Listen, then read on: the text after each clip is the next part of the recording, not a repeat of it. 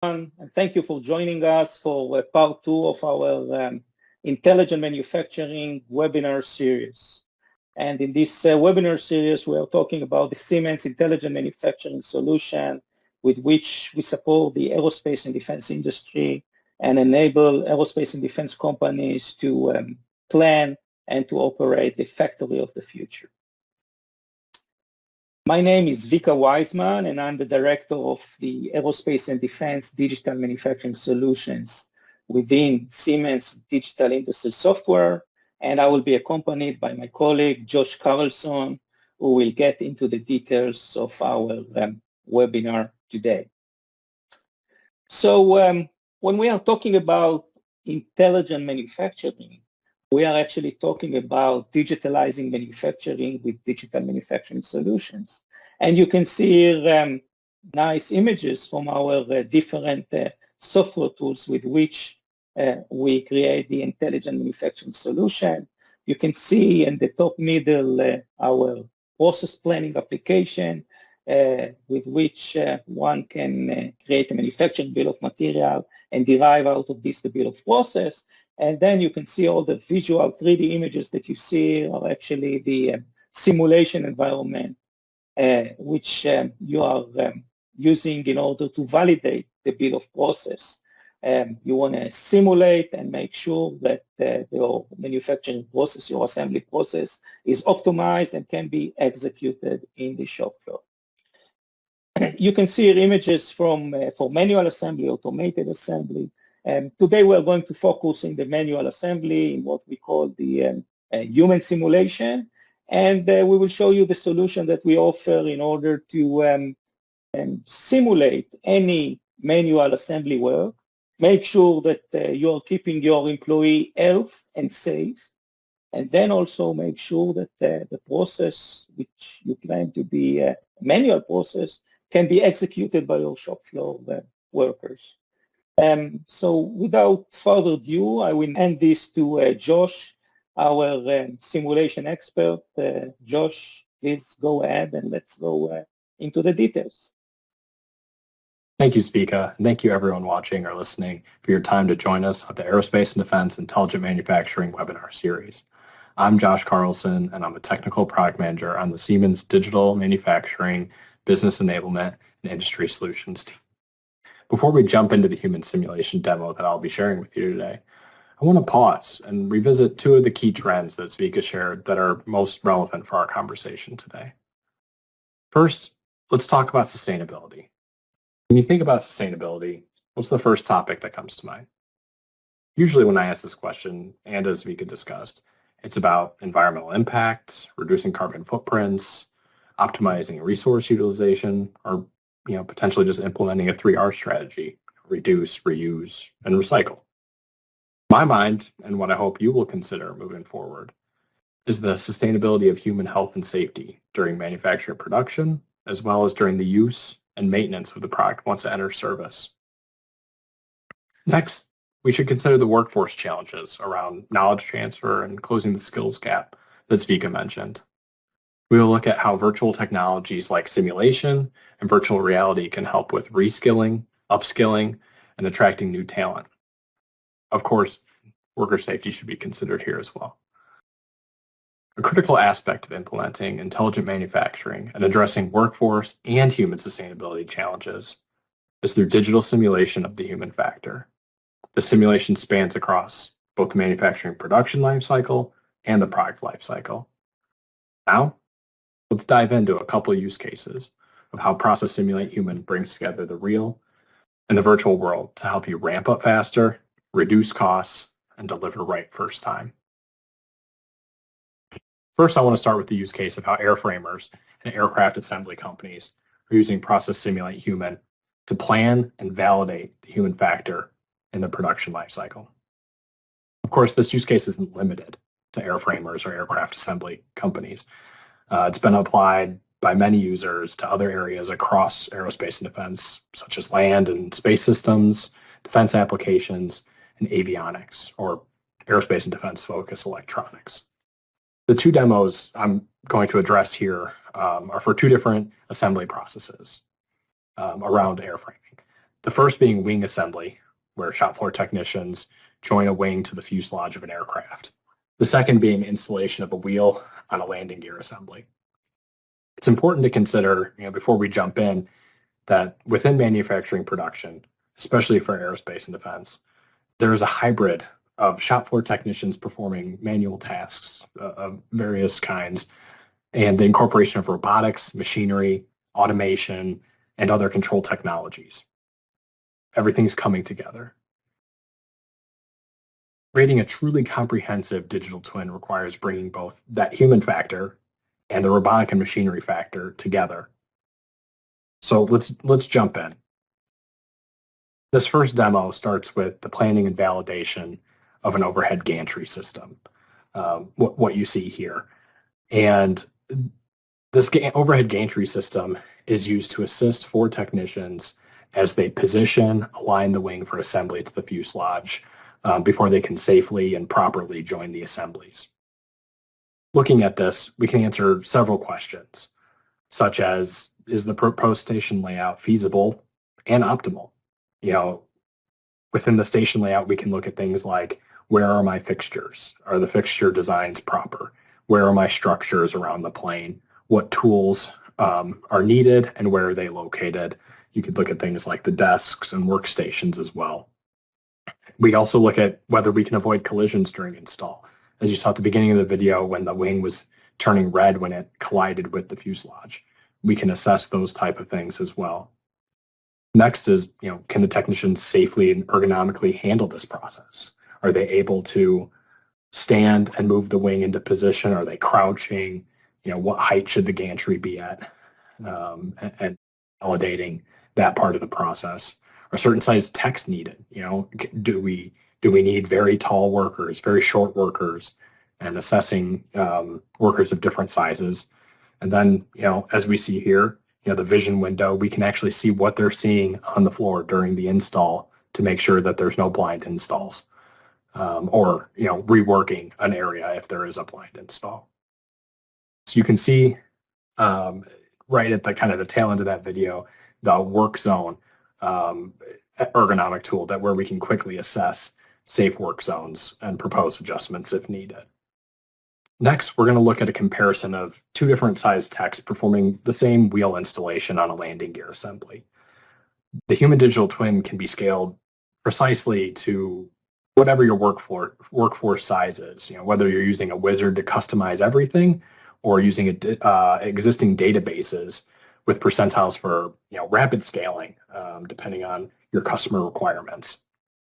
We're also going to take a look at some of the best-in-class ergonomic tools in the industry that we have within Process Simulate Human to assess things both dynamically and statically during a simulation.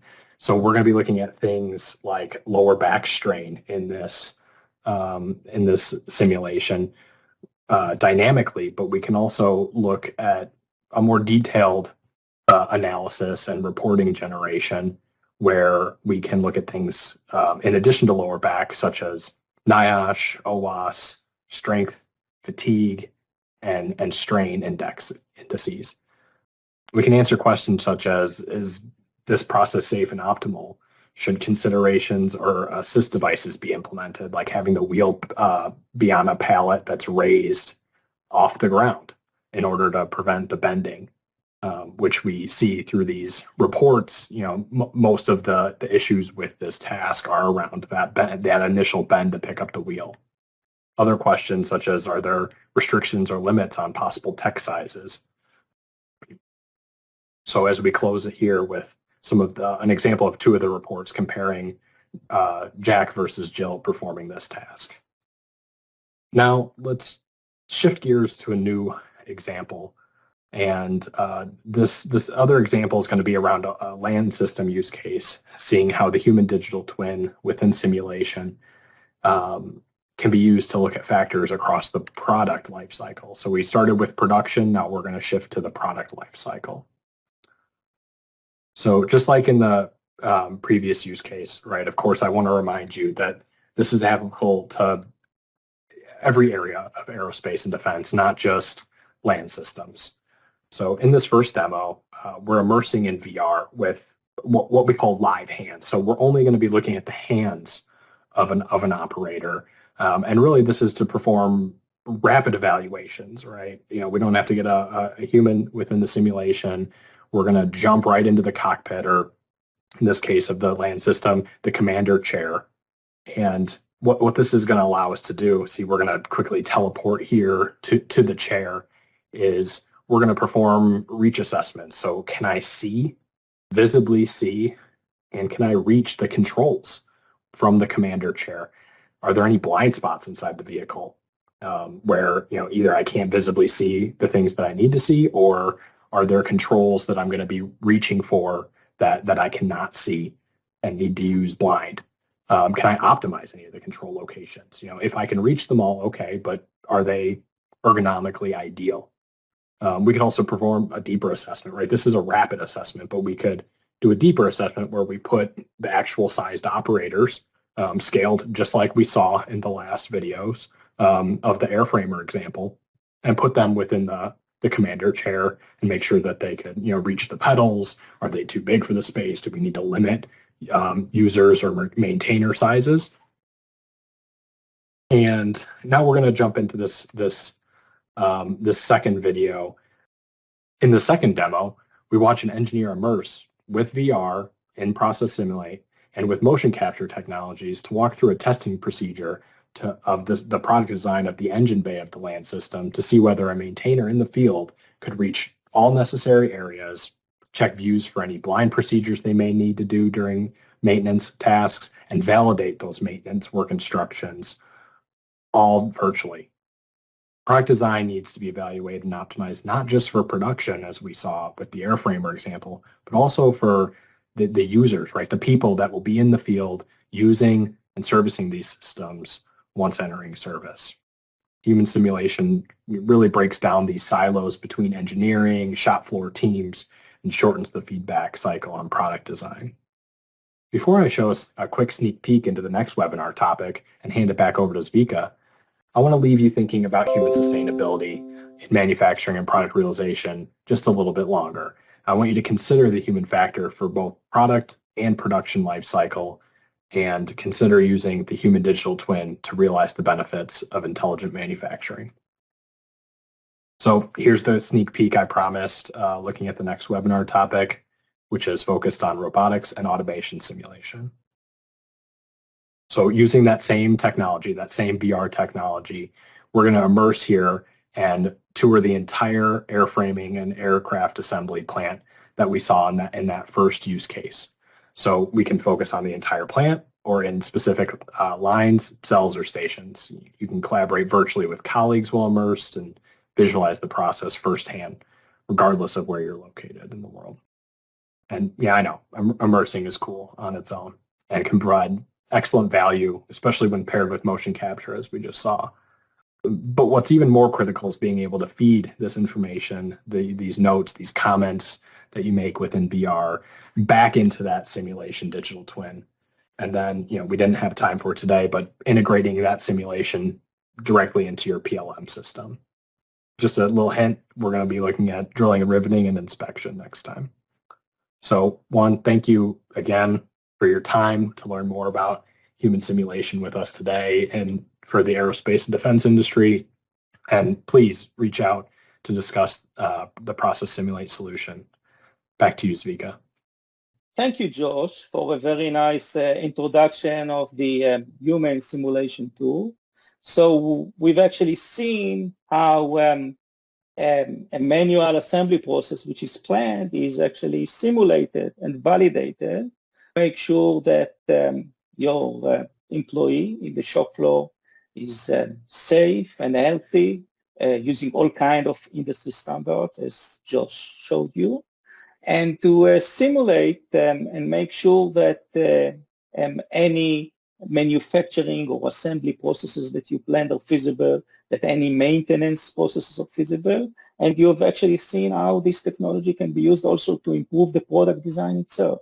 So really nice, and I want to tie it here to this digital thread that we offer, which actually means that this simulation is a piece in a broader value that we offer that actually starts from the product development, product design, going into the manufacturing engineering, manufacturing planning, manufacturing execution, and also the product support, as you can see here. And we're actually leveraging this digital thread, which streamlines all the data back and forth in order to be able to do these simulations and validations that Josh just showed you.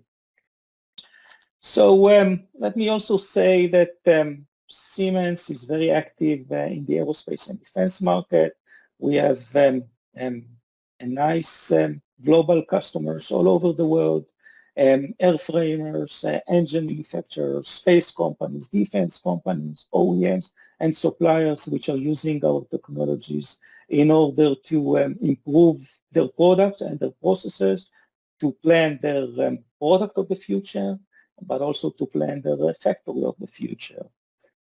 So today we reviewed the manual assembly simulation or the human simulation, and next time, stay tuned. We are going to show you how we are actually simulating automated processes, industrial robots, machines, for typical processes which are common in the aerospace and defense industry, and will help companies to build this factory of the future. So thank you everyone for taking the time. I hope you enjoyed it, and see you in the next webinar. Bye-bye.